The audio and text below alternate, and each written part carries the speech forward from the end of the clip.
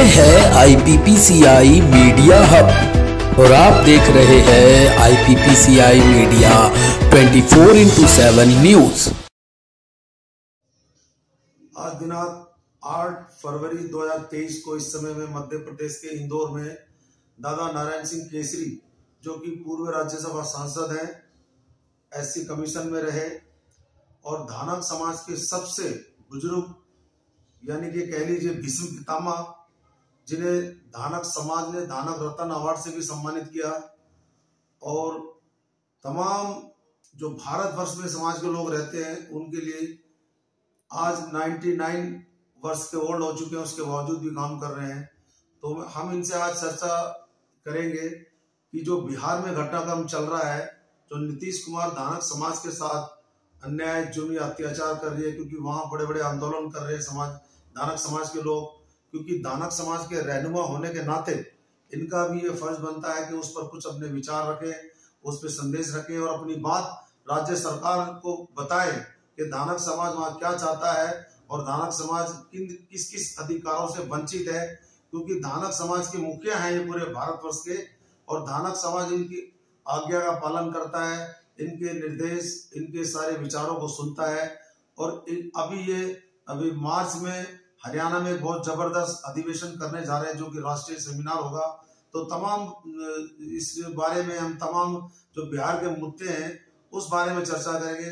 आदरणीय नारायण सिंह केसरी, जो कि भारतीय जनता पार्टी के फाउंडर मेंबर भी हैं, और इस समय वो बहुत चिंतित हैं कि जो बिहार सरकार है जो धानक समाज के साथ कर रही है, वो इनकी जो मांग है कि उनके साथ इंसाफ होना चाहिए। दादा नारायण सिंह केसरी। मैं बिहार को पिछले 30-40 सालों से देख रहा हूँ। जब से प्रजातंत्र आया है, बिहार में धानु जाति की किसी ने खैर खबर नहीं ली, किसी ने सोचा भी नहीं, जबकि 70-80 लाख धानु बिहार के अंदर रहता है। बिहारों को बांट करके राजनीति करने वाले आज भी इसी तरह की बात करते हैं।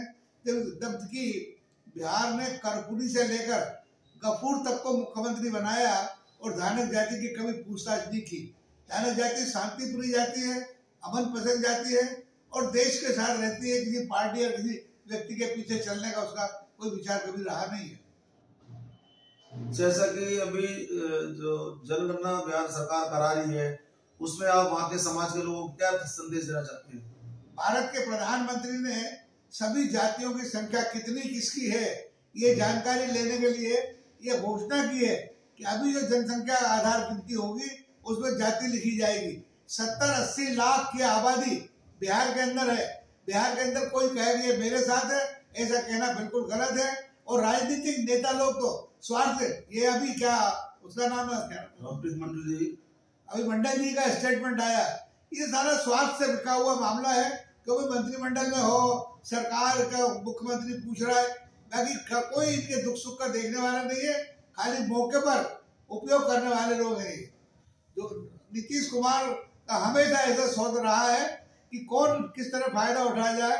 नीतीश कुमार की नीति कोई स्थायी नीति नहीं है, कभी इसके साथ कभी उसके साथ कभी उसका।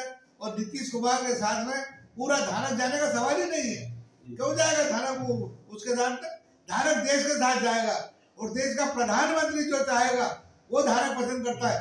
धानक ने अलग से कभी कोई राजनीति नहीं की है, ना तो कांशीराम की राजनीति के साथ गए, ना अम्बेडकर की राजनीति के साथ गए और ना मायावती के साथ गए। ये इधर उधर घूमने वाले लोग हैं। ऐसा धानक समाज इसका आदि नहीं है।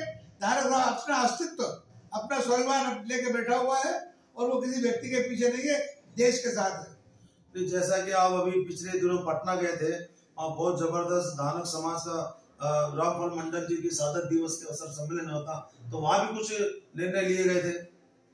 बिहार में बहुत बड़ा कार्यक्रम हुए हैं। बिहार का आदमी बहुत जागृत है, किसी के साथ जाने वाला नहीं, लेकिन उन्होंने निर्णय लिया है कि हम सब संगठित होकर एक होकर के और देश का भलाई में साथ देंगे।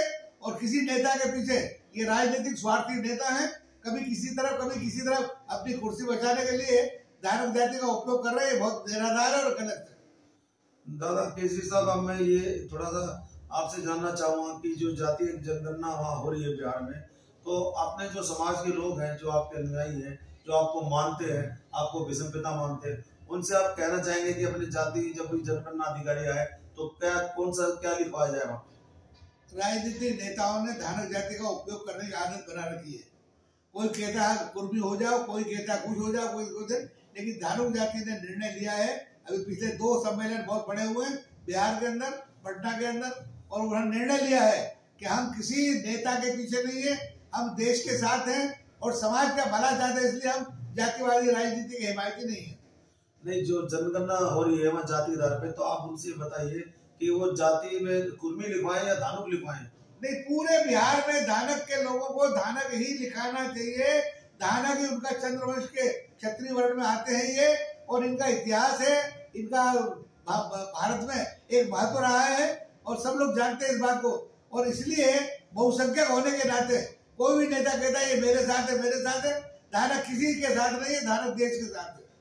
अब अंत में आप जाते जाते ये भी बता दीजिए कि धानुक समाज के आप राष्ट्रीय नेता हैं और पूर्व राज्यसभा सांसद भी हैं, तो आने वाले दिनों में जो आप राष्ट्रीय सेमिनार करने जा रहे हैं उसकी रूपरेखा क्या होगी?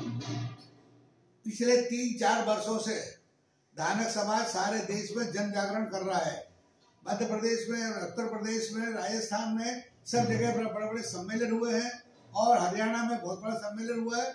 और अभी हम हरियाणा के अंदर निर्णय करने वाले हैं सारे देश के धानुक नेता इकट्ठे होकर के कि हमने देश की राजनीति में, देश की समाज व्यवस्था में धानक समाज का स्थान क्या हो, धानक समाज की दृष्टि में सामाजिक और राजनीतिक दृष्टि से अपने पक्ष को रखे, ये हमारा निर्णय है।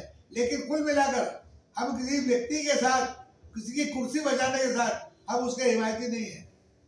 ये थे दादा नारायण सिंह केसरी के विचार, जिन्होंने कहा कि आप अपनी राजनीति करें लेकिन समाज के हित में समाज को एकजुट होकर सोचना पड़ेगा और हम समाज को बिखरने नहीं देंगे, समाज को किसी राजनीतिक पार्टी का पिछलों को नहीं बनने देंगे। इसलिए इन्होंने ये कहा है कि धानक समाज भारत के साथ है और भारत की एकता और अखंडता के साथ है, क्योंकि उसका बहुत बड़ा इतिहास है। केसरी साहब, जो धानक को कोई कुर्मी बता रहा है, कोई कह रहा है हमारे साथ है, धानक धानक है, न कुर्मी है, न कुछ है। हमें तो शिकायत ये है कि जगजीवन राम के जमाने में हमारे साथ जो अन्याय हुआ है, धानक जाति को सारे हिंदुस्तान में एससी में डाला गया था।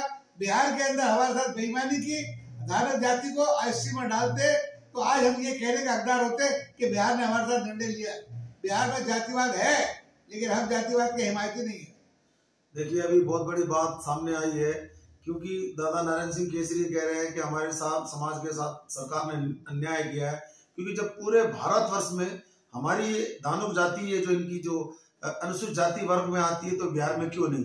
तो इसी मुद्दे पर पिछले दिनों पटना में वहां कार्यक्रम किया गया था कि वहां की जो विपक्षी पार्टी है भारतीय जनता पार्टी ने आवाज उठाई थी कि धानुक जाति को अगर हम सत्ता में आए तो अनुसूचित जाति वर्ग में डालेंगे, क्योंकि नीतीश सरकार उनको डालनी ही चाहिए, क्योंकि ये पूरे भारत में धानुक जो है, धानुक जाति अनुसूचित जाति वर्ग में आती है। तो ये अभी केसरी साहब ने बहुत बड़ा मुद्दा उठाया है और ये मैं समझ रहा हूँ कि भारतीय जनता पार्टी को इसको आने वाले चुनाव में मुद्दा भी बनाएगी। हम अभी निर्णय कर रहे हैं, हमने कुछ विचार में हमारे है कि मार्च के महीने में हम पूरे हिंदुस्तान के धानक समाज के समाज सुधारकों को, समाज के मुखियाओं को, राजनेताओं को हम हरियाणा में गुड़गांव में इकट्ठे करने वाले हैं और वहां हम सामूहिक नीति करेंगे। हमें तो अब तक की जो सरकारें चली हैं उन सरकारों से आज की सरकार पर इतना हमारा भरोसा है कि वो सरकार सभी वर्गों का हित चाहती है और उसके लिए हम गुड़गांव में एक बहुत बड़ी कॉन्फ्रेंस करने वाले हैं जिसमें सारे देश के धानक इकट्ठा होंगे और हम निर्णय करेंगे कि हमको क्या करना चाहिए, किसके साथ रहना चाहिए। ये थे अपनी बात बेबाकी से कहने वाले, जो कि 99 साल की उम्र में भी इनकी आवाज आप सुन सकते हैं, इनका शक्ति बल सुन सकते हैं। अभी भी क्रांतिकारी विचार है कि धानुक समाज को कोई बरगला नहीं सकता, कोई मिसयूज नहीं कर सकता, कोई उनको गुमराह नहीं कर सकता। जो हमारे समाज के हित में होगा, ये कह रहे हैं केसरी साहब, पूरा समाज इनकी बात को सुनता है, मानता है, ये उनके आदर्श हैं और ये धानक समाज के भीष्म पितामह हैं, धानक रत्न से सम्मानित है और एससी आयोग में रहे, 2 बार राज्यसभा सांसद रहे। तो ये इन्हीं सब बातों के लिए इन्होंने बिहार पर अपने विचार रखे। मैं Laxman Kumar Indoria, senior reporter IPPCI-media.org से and national secretary working journalist of India से, इंदौर से।